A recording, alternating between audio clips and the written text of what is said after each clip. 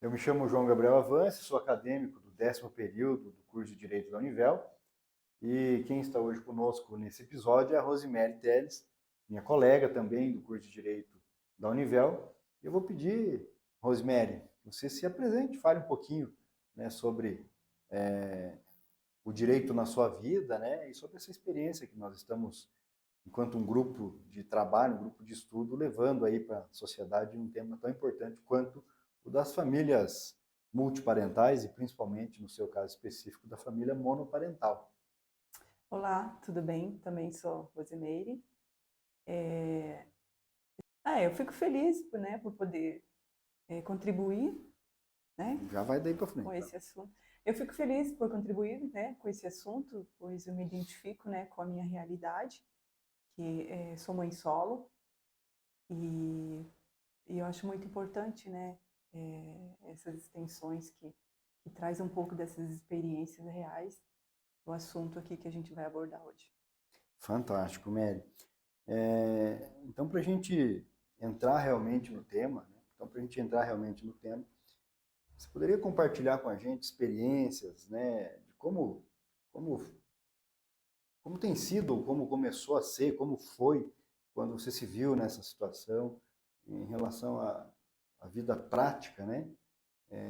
Falar um pouquinho dessa mudança que você teve de uma família, né, que tinha um conceito mais tradicional, de uma hora para outra virou uma família monoparental. Fala um pouquinho dessa experiência, dessa mudança que você teve para nós. Olha, eu mantive um casamento de 8 anos e a partir dos 4 anos da minha filha, eu passei a ser mãe solo, né? O pai dela teve presente até os 13 anos dela, mas desde então, a partir do divórcio, você já tem aquela dificuldade, né? De regularizar toda essa parte de divórcio e audiência, até chegar no consenso, pensão. E tem todo esse processo extenso, né? Que acarreta e muitas dificuldades, né? Que a partir do momento você se torna mãe e pai ao mesmo tempo, né? Porquanto a mãe ela abraça mais, cuida mais, 24 horas e no mesmo tempo você precisa ser provedora, trabalhar, educar, porque um pai às vezes é um momento, né? Como ele fazia a guarda compartilhada, tinha aquele momento só de carinho e amor, fim de semana e supra aquele momento, né? Mas a mãe não, quando chega na segunda é outra realidade, né? Você é mãe, você precisa, tem horário de escola, tem horário para tudo, né? E nesse meio termo eu tive assim ajuda, né, dos meus pais, da minha ex-sogra na época, que me ajudou nesse sentido de enquanto eu precisava trabalhar, né? Trabalhava fora e eles me ajudavam cuidando, levando para a escola nesse tempo, né? A partir de 9 anos, eu conseguia ficar mais com ela, né? Porque aí eu tive a minha própria empresa, né? Daí eu conseguia conciliar, né? Meu trabalho era junto de casa, eu conseguiria dar mais assistência, sim.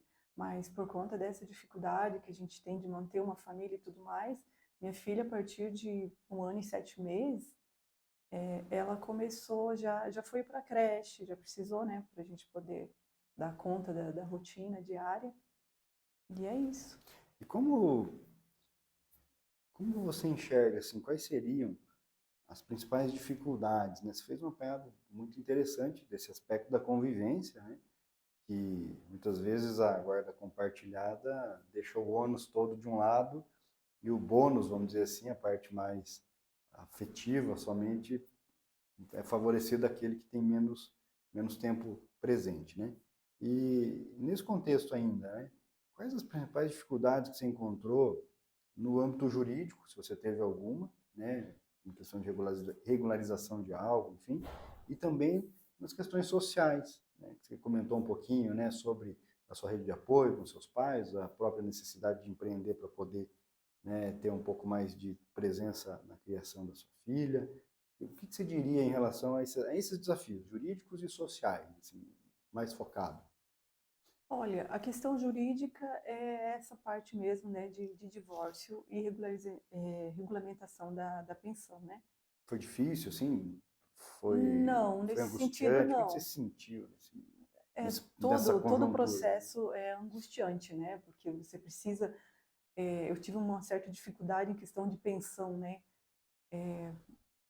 A quantificar aquela coisa toda, né? E achar que é muito e tal.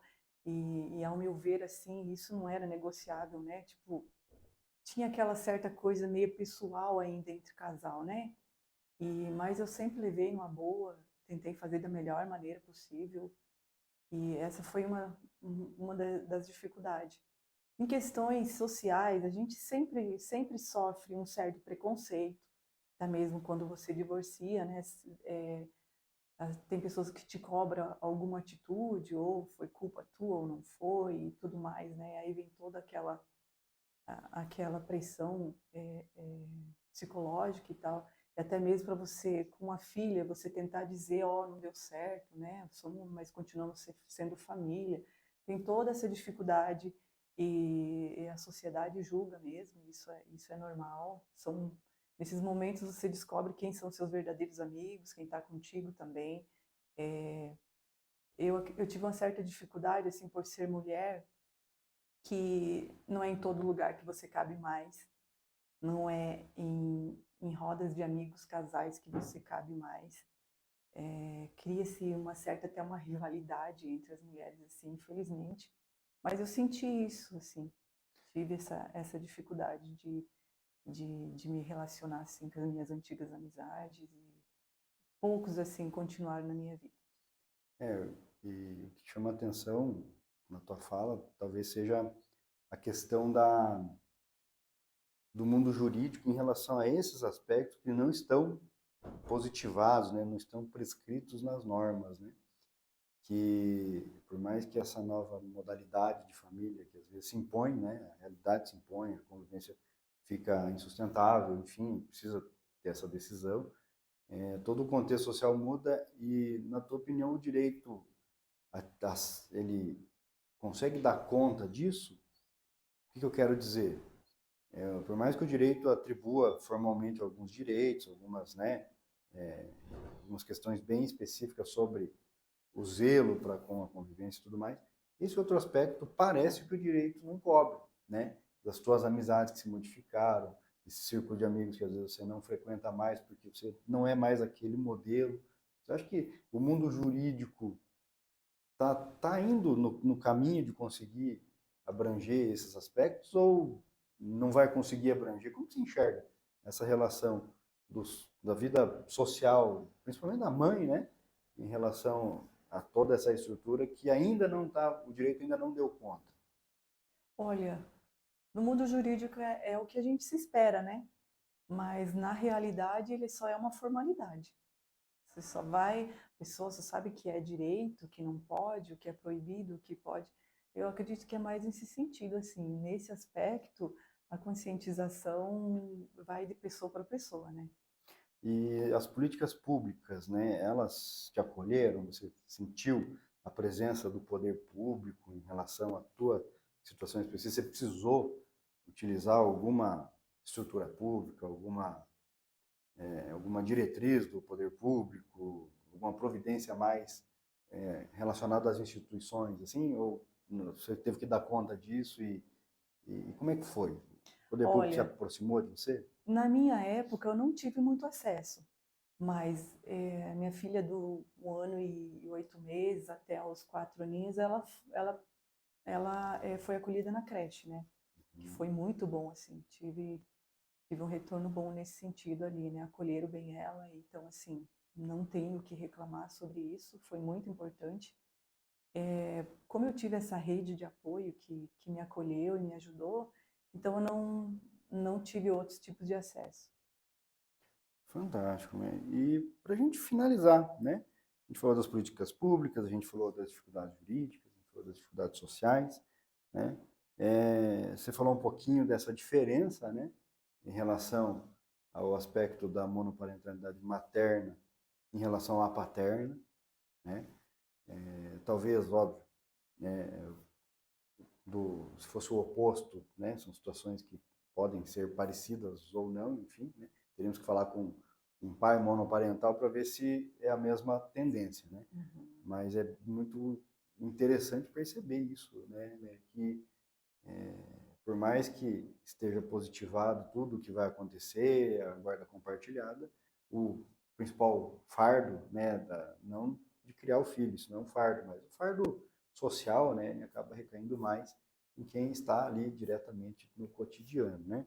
Uhum. E, na tua opinião, tem alguma medida que poderia ser criada, que poderia ser implementada, que poderia surgir para diminuir essa vulnerabilidade, essa situação que a gente veio falando, né, tanto da questão jurídica quanto social? Tem alguma medida que você acha que o poder público poderia fazer para acolher, para apoiar mais nesse sentido?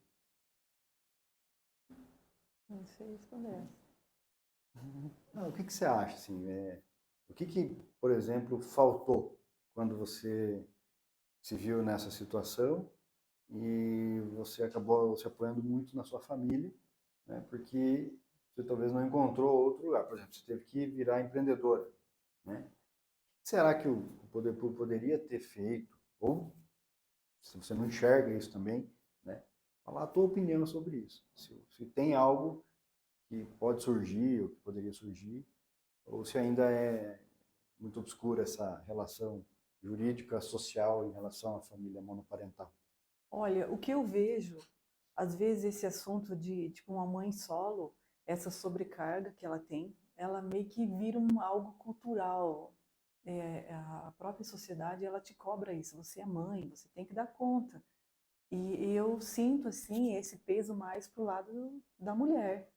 Eu, como Fantástico. mulher, eu sinto isso, tipo assim, o tempo todo você tem que estar provendo, tem que estar cuidando, se você tem um momento seu próprio, até eu tinha esse sentimento de injusto, meu Deus, eu não posso ter minha liberdade, eu não posso viver isso porque eu tenho minha filha, deixei minha filha em casa, eu me restringi até de fazer algumas viagens, né? Tipo assim, ter a minha vida social, individual. Então, assim, muitas coisas a gente faz pensando no que os outros vão dizer, e não o que a gente realmente quer viver. Porque a gente que está dentro de um lar, a gente sabe qual que é a realidade, né? O que que você está vivendo, aquilo que você está fazendo, né? E eu vejo essa sobrecarga bem maior para a mulher, assim. Que o homem tem aquela coisa do trabalho e somente isso, e o que você precisar eu estou mandando, e é só essa parte. Não vejo nesse sentido assim, ó, chama atenção, cuida, fala que não pode, isso e tal. E aí ficava aquela troca, né?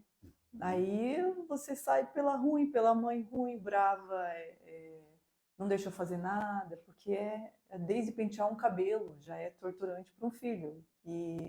Tudo são coisas que a mãe faz, né? Então, E que nem sempre o direito consegue não consegue, acudir, né? Eu não, né, não queria saber a sua opinião, se eventualmente o direito descrevesse, olha, o pai vai ter que dar conta dos filhos por determinados momentos para que a mãe possa viajar. Acho que se tivesse algo escrito, melhoraria, ou talvez geraria uma situação em que o pai talvez fizesse para cumprir a norma, mas não fizesse efetivamente, só falasse, poxa, agora eu vou ter que cumprir essa norma, porque, na tua opinião, faz sentido isso que eu estou falando? Como que é? faz, porque tem atitudes que é a lei que determina e se não fizer, sabe que vai dar ruim, né? Então, eu acredito que sim, mas antes de tudo a consciência, né? De compartilhar mesmo, olha, eu reconheço o que você faz e é algo que é difícil a gente ouvir, né? E vamos criar junto, né? Pelo bem maior. E Fantástico. geralmente a única dificuldade desses relacionamentos é esse assunto pessoal, que às vezes fica mal resolvido, né? Um quer ser melhor que o outro e não coloca o bem maior, que é o filho, que é o centro, né, da situação. E vendo isso que você trouxe, nós que estudamos, né, um pouquinho aí o direito, a gente viu os métodos consensuais, né, as resoluções de conflitos, os mediadores, né, e talvez precisasse no mundo jurídico de um trabalho mais acolhedor, talvez. Estou aqui, né, conjecturando com base no que você disse e tentando realmente encontrar um caminho para que a gente possa de repente estimular aí soluções para o poder público que versassem, por exemplo, na, na determinação, vamos dizer assim, entre aspas, obrigar aquele que está com menos tempo na guarda, né, na guarda compartilhada, mas que é só no final de semana, de repente tem um atendimento psicológico, algum assistente social, enfim, para ele frequentar talvez um curso de como ser pai, de como cuidar dos filhos, de compartilhar responsabilidades, né? Para essas pessoas poderem serem convencidas em vez de serem obrigadas. Talvez um trabalho assim você acha que faria algum sentido, né? Levar as pessoas a terem acesso a conceitos que muitas vezes, né, principalmente os homens, são mais trogloditas, né? Então, esse negócio de demonstrar sentimento, afeto e tal. Eventualmente, o poder público poderia instituir ali serviços de apoio psicológico no sentido de levar esse lado com menos convivência a ter uma percepção, assim, a entender que é necessário e dessa forma, talvez, mesmo não sendo obrigado, evoluir para uma relação mais próxima. Acho que isso talvez seria algo Não, seria interessante. fantástico, seria fantástico. Bom seria se todos tivessem esse acesso que nós, como acadêmicos, tivemos, né, sobre o direito, a importância que tem na nossa vida. E seria muito bom nesse sentido, né, que a pessoa tivesse esse acesso, né, até mesmo para poder entender os lados, né.